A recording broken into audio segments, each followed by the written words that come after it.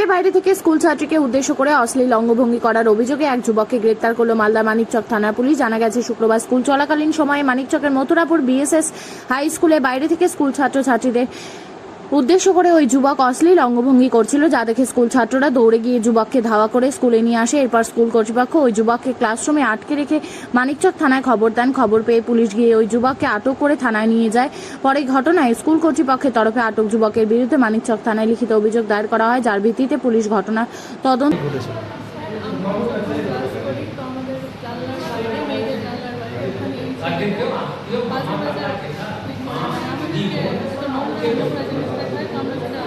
মানে গোপনাঙ্গ দেখাচ্ছিল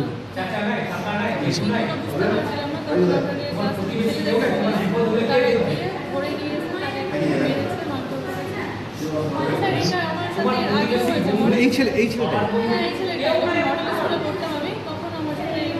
মানে এরকমই স্বভাব আছে। আচ্ছা, বলছি এর আগেও কি স্কুলের আশেপাশে একে দেখা গেছে?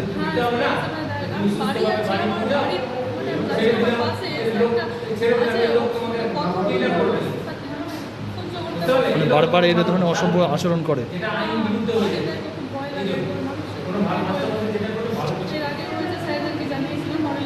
মানে শুধু তোমার সঙ্গে যে কোনো মেয়ের সঙ্গে করছে।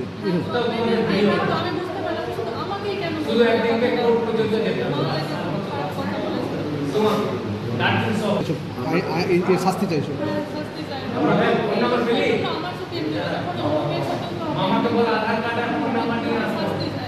ঠিক আছে, ঠিক আছে।